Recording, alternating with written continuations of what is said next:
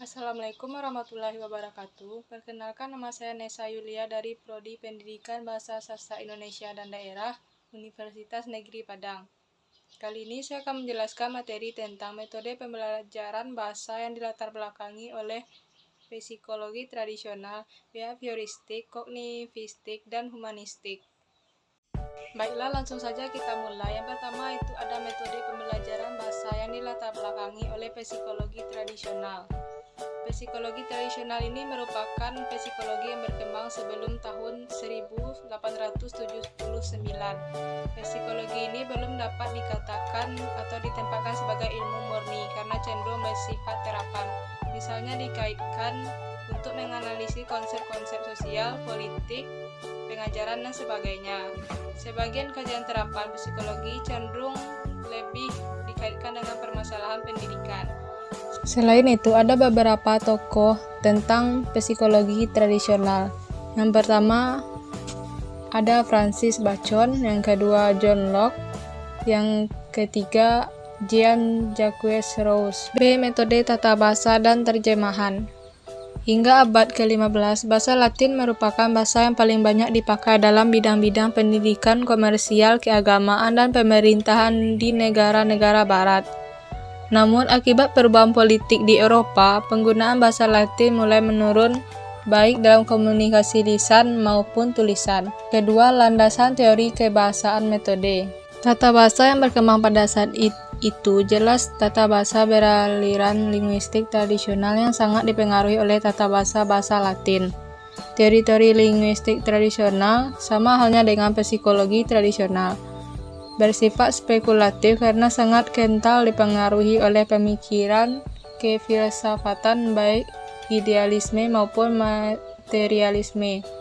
Pembagian kelas kata misalnya sesuai dengan kelas kata bahasa Latin. Landasan teori pembelajaran. Landasan teori pembelajaran yang digunakan dalam penyusunan MTBT juga tidak jelas.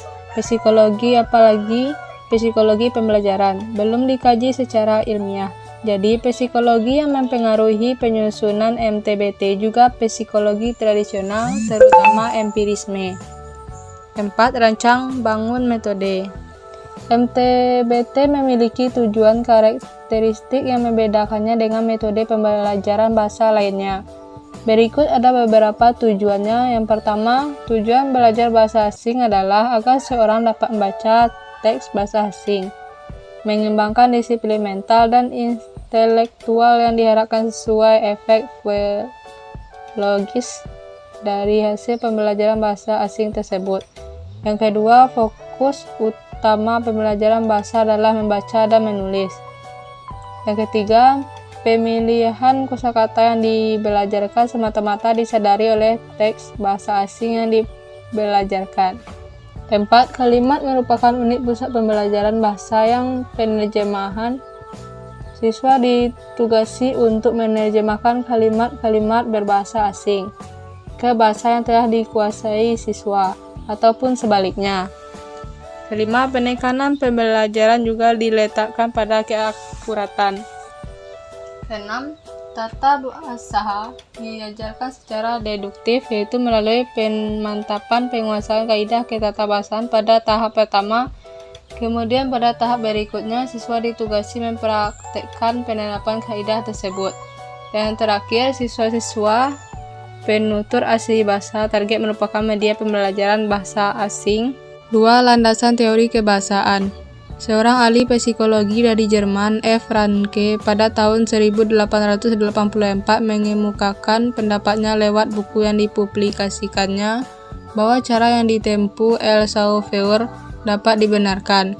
Menurut Franke, cara terbaik untuk membelajarkan bahasa kepada siswa adalah dengan menggunakan bahasa tersebut secara aktif dalam ruang kelas. 3. Landasan teori pembelajaran. Meskipun penganjur metode langsung tidak pernah mengungkapkan secara gamblang apa landasan teori pembelajaran yang digunakan, namun berdasarkan langkah-langkah penerapannya dapat ditelusuri bahwa psikologi yang melandasi pengembangan metode langsung adalah empirisme. Penganjur metode langsung dalam penerapan metodenya berusaha menciptakan lingkungan yang mendukung proses pembelajaran. Jadi nuansa psikologi behavioristik pun sudah mulai berkembang dalam pengembangan metode langsung ini. 4. Rancang bangun pembelajaran. Prinsip-prinsip dan prosedur tersebut adalah sebagai berikut. 1. Pengajaran di kelas hendaknya semata-mata menggunakan bahasa target. 2. Hanya kosakata dan kalimat-kalimat yang nyata dipakai dalam kehidupan sehari-hari yang dibelajarkan. 3. Keterampilan berkomunikasi lisan hendaknya dibangun secara gradual dan diorganisasikan di seputar tanya-jawab antara guru dan siswa dalam kelas kecil secara intensif. 4. Tata bahasa diajarkan secara induktif. Yang kelima, butir-butir pengajaran baru diperkenalkan secara lisan. 6. Kosakata nyata hendaknya diajarkan melalui demonstrasi benda-benda dan gambar-gambar. Kosakata abstrak diajarkan melalui penghubung dengan ide-ide. 7. Baik pengujaran maupun pemahaman menyimak diajarkan.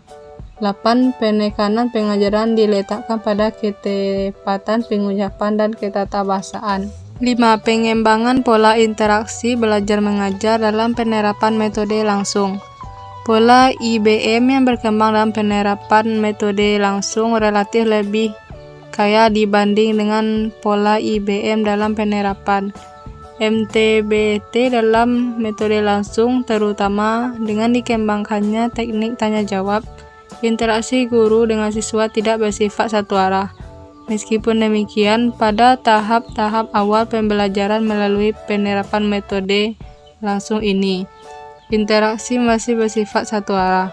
Guru ditempatkan sebagai model panutan sekaligus native speaker bahasa target. Pada tahap-tahap berikutnya, setelah guru berpandangan bahwa siswa telah memiliki penguasaan metode secara memadai, barulah dikembangkan interaksi dua arah melalui pendayagunaan teknik tanya-jawab. 2. Metode pembelajaran bahasa yang dilatar belakangi psikologi behavioristik. Psikologi behavioristik kata sifat disebut juga psikologi behavioral kata benda. Psikologi tingkah laku atau psikologi stimulus and response. Penamaan tingkah laku bukan menunjukkan bahwa psikologi ini membahas bagaimana manusia bertingkah laku, tapi menunjukkan bahwa dasar-dasar teori yang digunakan untuk menjelaskan bahwa gejala psikologi manusia termasuk di dalam gejala belajar. Itu merupakan tindakan respon terhadap serangkaian stimulus dari luar diri manusia atau dari lingkungan. A. Tokoh dan ide utama psikologi behavioristik. Tokoh penganjur psikologi behavioristik cukup banyak. Masing-masing tokoh juga cenderung menggunakan binatang berbeda antara untuk merumuskan teorinya. Skinner misalnya menggunakan tikus, Pavlov menggunakan anjing, Wedenis menggunakan kecebong, dan sebagainya. Meskipun demikian, terdapat keseragaman konsep di antara beberapa tokoh. 3 orang tokohnya yaitu Edward Lee Thorndike, Ivan Pavlov, dan B.F. Skinner. B. Metode audiolingual. Salah satu metode pembelajaran bahasa yang dilatar belakangi oleh pemikiran psikologi behavioristik adalah metode audiolingual. Di samping itu juga perlu dicermati bahwa metode ini juga dilatar belakangi oleh linguistik struktural. 1. Sejarah singkat. Sebelum Perang Dunia Kedua, pembelajaran bahasa asing hampir di seluruh belahan bumi didominasi oleh penggunaan metode terjemah tata bahasa. Kadang-kadang juga disebut metode tata bahasa dan metode langsung, direct method, yang berasal dari tradisi pembelajaran bahasa Latin di daratan Eropa. Yang kedua, landasan teori kebahasaan. Charles Frisch dan Leonard Bloomfield adalah tokoh-tokoh linguistik struktural di Amerika Serikat. Oleh sebab itu, metode audiolingual yang dipelopori oleh kedua tokoh tersebut juga melandasi penyusunan metode pembelajaran bahasa sesuai dengan konsep-konsep pemerian linguistik struktural. Yang ketiga, landasan teori pembelajaran. Metode audiolingual sangat dipengaruhi oleh psikologi behavioristik. Psikologi memandang manusia sebagai organisme yang pasif, yang dikuasai oleh stimulus-stimulus yang terdapat dalam lingkungannya. Manusia dapat dimanipulasi karena tingkah laku yang dapat dikontrol. 4. Rancang bangun metode. Tujuan pembelajaran menurut Huda 1988 ayat 303 terdapat dua tingkat tujuan pembelajaran, yaitu tujuan jangka pendek dan tujuan jangka panjang. Tujuan jangka pendek ini dirumuskan dalam 4 tahap. B. Peran pembelajaran guru dan materi. Sesuai dengan landasan teori pembelajaran yang beraliran behavioristik, pembelajaran atau siswa cenderung ditempatkan sebagai objek pembelajaran. Pengembangan metode audiolingual ini meyakini bahwa pembelajaran pada awalnya kedudukannya pasif yang dikenai pengaruh lingkungan. Oleh sebab itu, peran guru atau pembelajar sangat menonjol karena kedudukannya sebagai pencipta sekaligus pengembang lingkungan yang memungkinkan siswa menerima serangkaian stimulus. Berdasarkan serangkaian stimulus yang dikelola guru, diharapkan siswa memberikan respon. Untuk memperkuat hubungan antara stimulus dengan respon, inilah guru menggunakan serangkaian alat pembelajaran yang dikenal dengan hadiah atau reward, hukuman, penundaan, dan penguatan. 5. Pengembangan pola interaksi belajar mengajar dalam penerapan metode audiolingual. Pola IBM yang berkembang dalam penerapan MA cenderung tidak jauh berbeda dengan pola IBM dalam penerapan ML dalam MA, terutama dengan dikembangkannya teknik tanya jawab dan penugasan. Interaksi guru-siswa tidak bersifat satu arah. Meskipun demikian, pada tahap-tahap awal pembelajaran melalui penerapan MA ini, interaksi masih bersifat satu arah. Guru masih ditempatkan sebagai model dan panutan bagaimana bertutur menggunakan bahasa target.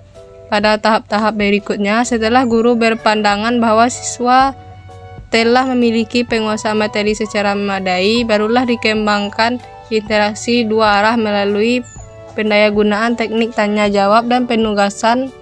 Meskipun dialog itu masih bersifat tekstual, belum kontekstual. C. Metode Suggestopedia. Sejarah singkatnya, Suggestopedia merupakan suatu metode yang dikembangkan oleh pakar psikologi dari Bulgaria, yaitu suatu negara yang terdapat di Eropa Timur.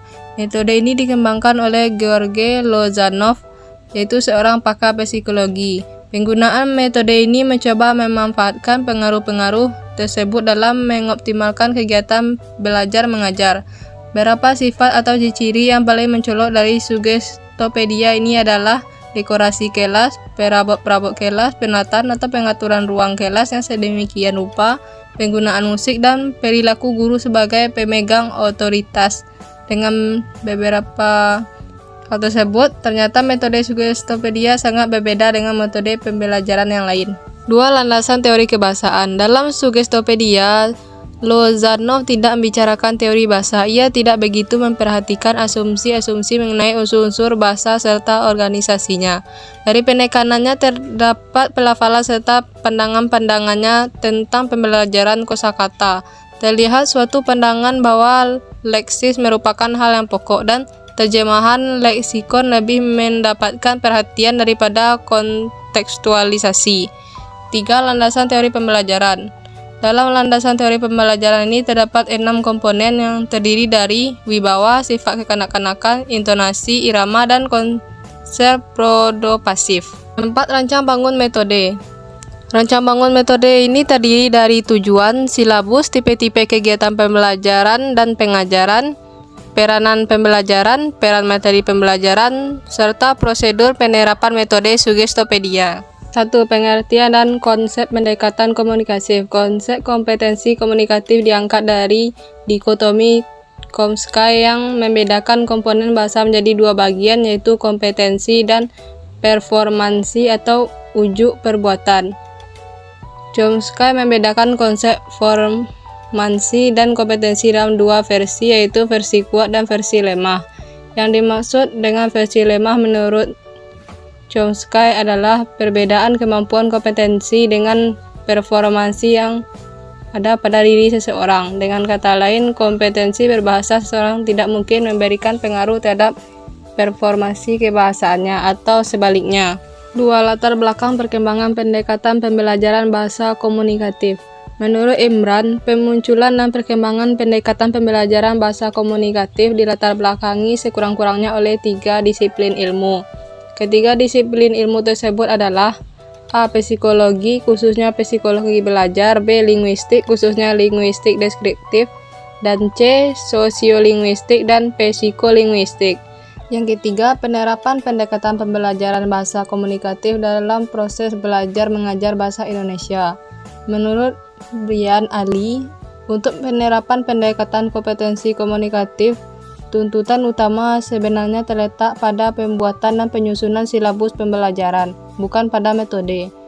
Akan tetapi, karena silabus masih mengacu kepada cetak biru atau blueprint, dan dalam perwujudannya diperlakukan prosedur yang jelas, maka tuntutan terhadap metode pembelajaran bahasa yang komunikatif pun sebenarnya merupakan implikasi dari penerapan pendekatan kompetensi komunikatif. B. Peran pembelajaran dalam proses belajar mengajar. Rubin dan Thompson mengemukakan bahwa ciri-ciri pembelajaran sesuai dengan konsep pendekatan pembelajaran komunikatif adalah sebagai berikut. 1. Selalu berkeinginan untuk menafsirkan sesuatu secara cepat. 2. Berkeinginan agar bahasa yang digunakan selalu komunikatif. 3. Pembelajaran tidak merasa malu jika berbuat kesalahan dalam berkomunikasi. 4. Selalu menyesuaikan bentuk dan makna dalam berkomunikasi. 5. Frekuensi latihan berbahasa relatif tinggi. 6. Selalu memantau ujarannya sendiri dan ujaran penutur lain untuk mengetahui apa pola-pola bahasa yang dilahirkan tersebut berterima dalam masyarakat. C. Peran guru dalam proses belajar mengajar. Berdasarkan konsep pendekatan komunikatif, guru bukanlah penguasa tunggal dalam kelas. Guru bukan satu-satunya pemberi informasi dan sumber belajar. Akan tetapi, guru juga merupakan penerima informasi dari pembelajar atau siswa. Jadi, pembelajaran didasarkan atas multisumber atau berbagai sumber belajar yang dapat didayagunakan. Sumber utama pembelajaran adalah guru, siswa, dan lingkungan. Lingkungan terdekat adalah lingkungan kelasnya. D. Metodologi atau teknik pembelajaran bahasa berdasarkan pendekatan komunikatif. Menurut Henry Guntur Taringgan, metode-metode pembelajaran bahasa komunikatif dilandasi oleh teori pembelajaran yang mengacu pada 3 prinsip. Yang pertama, prinsip komunikasi, yaitu kegiatan-kegiatan atau aktivitas-aktivitas yang melibatkan komunikasi nyata maupun mengembangkan proses pembelajaran. B. Prinsip tugas, yaitu kegiatan-kegiatan atau aktivitas-aktivitas tempat dipakainya bahasa untuk melaksanakan tugas-tugas yang bermakna mampu mengembangkan proses pembelajaran. Dan yang terakhir yaitu prinsip kebermaknaan. Bahasa yang bermakna bagi pembelajaran turut mengembangkan proses belajar. E. Peran materi pembelajaran. Materi pembelajaran dalam pembelajaran bahasa berdasarkan pendekatan komunikatif dipersiapkan setelah guru mengadakan suatu analisis kebutuhan pembelajaran. Keanekaragaman kebutuhan pembelajaran ini ditampung guru dan dipertimbangkan dalam mempersiapkan materi pembelajaran. Implikasi dari keadaan ini adalah aktivitas pembelajaran dalam keadaan berorientasi dan berpusat kepada pembelajar atau siswa. Ada 3 jenis materi yang perlu dipertimbangkan sebagai bahan pembelajaran, yaitu materi yang berdasarkan teks, materi yang berdasarkan tugas, dan materi yang berdasarkan bahan otentik. Dan yang terakhir ada metode pembelajaran bahasa yang dilatar belakangi psikologi humanistik. Bagi penganut teori psikologi ini, proses belajar harus berhulu dan bermuara pada manusia itu sendiri. Dari keempat teori psikologi, teori humanistik inilah yang paling abstrak, yang paling mendekati dunia filsafat daripada dunia pendidikan. Meskipun teori dan psikologi ini sangat menekankan pentingnya isi daripada proses belajar, dalam kenyataannya teori ini lebih banyak berbicara tentang pendidikan dan proses belajar dalam bentuknya yang paling ideal. Dengan kata lain, teori ini lebih tertarik pada ide belajar dalam bentuknya yang paling ideal daripada belajar seperti apa adanya. Seperti apa yang bisa kita amati dalam dunia keseharian. Wajar jika teori ini sangat bersifat eklektik. Teori apapun dapat dimanfaatkan asal tujuannya untuk memanusiakan manusia, mencapai akutualisasi diri dan sebagainya dapat tercapai. Sekian, terima kasih untuk materi kali ini. Wassalamualaikum warahmatullahi wabarakatuh.